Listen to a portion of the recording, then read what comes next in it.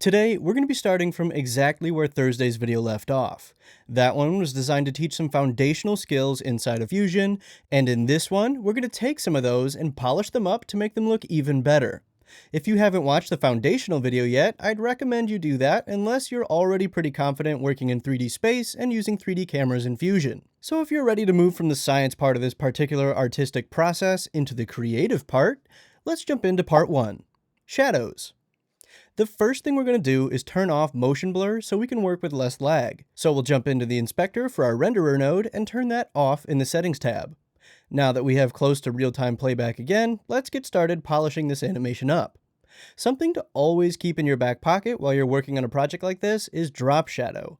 If something is on top of your footage and you want it to seem like it's in the same scene, it should cast a shadow. We're going to add this drop shadow node in the connection between renderer 3D and our media out. And right away, we'll see a pretty significant difference. I personally like to make my shadows a bit more pronounced, so I'll turn up the strength a little bit here, and if you're going for something that fits into the scene, you'll want to adjust your shadow angle so it looks like it's being cast by whatever is casting the rest of the shadows in the frame.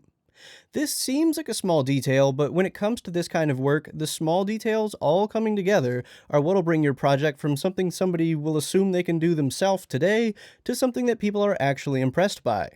Part 2. Lights.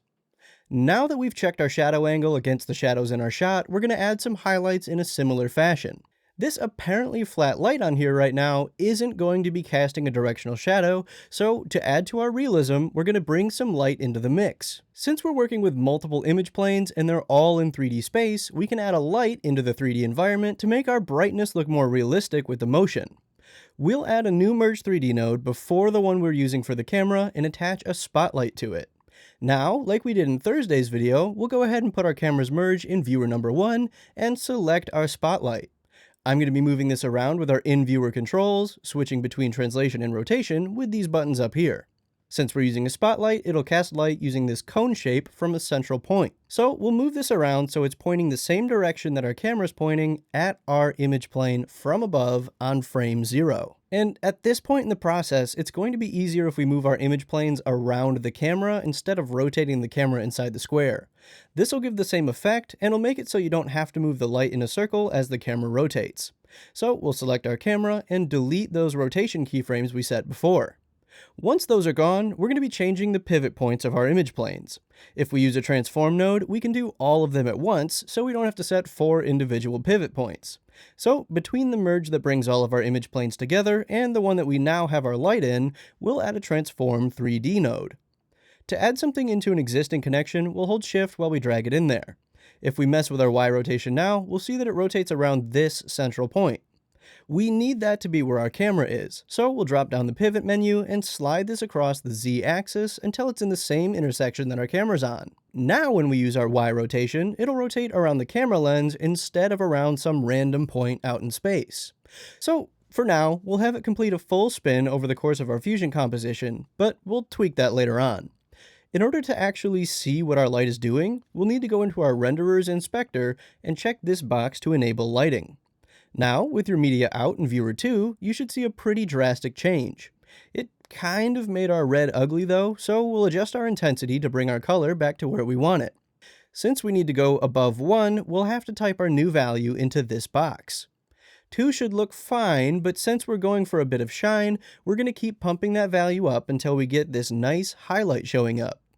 Now, if we watch our animation, we'll see that each of our image planes catches that light and reflects it back, which adds a pretty nice amount of realism to the effect and gives our flat image quite a bit of depth. Part 3. Fix the edges. With the way that light falls off so nicely, the rigidity of this text really starts to stand out.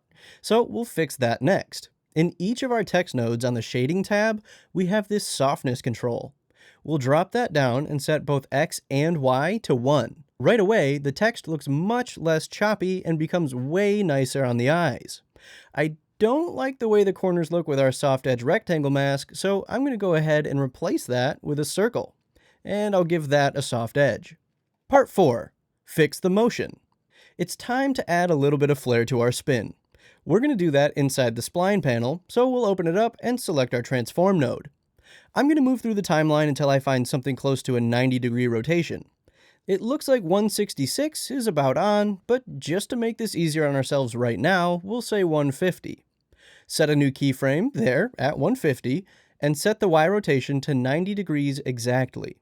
Now I'll move ahead 12 frames, or half a second, then set another keyframe at 90 degrees. This will make the rotation pause for those 12 frames. Since we know that we're working in 150 frame increments though, we can jump ahead to frame 300 to set our 180 degree keyframes.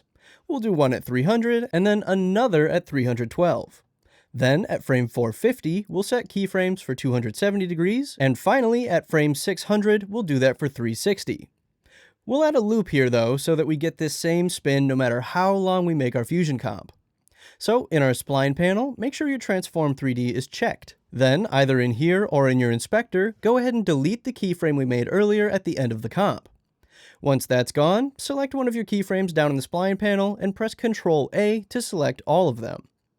Then press this Set Loop button. Now with all your keyframes still selected, right-click in some empty space and find Ease In, Ease Out. Once you've done that, go ahead and zoom out in here using Control and your scroll wheel. Then adjust all of these handles up and down depending on which direction they come into or out of your keyframe, but only do this a little bit because it's easy to go overboard on this. That'll make our subscribe image planes sort of swoop in instead of moving at a static speed. When we started, our animation looked like this, and with the changes we've made, we're now looking like this. If you want to export this with its alpha channel intact so you can put it on top of any video you want without having to rebuild it each time, you should check out this video I made to show you how to export alpha with Resolve. I'll see you over there.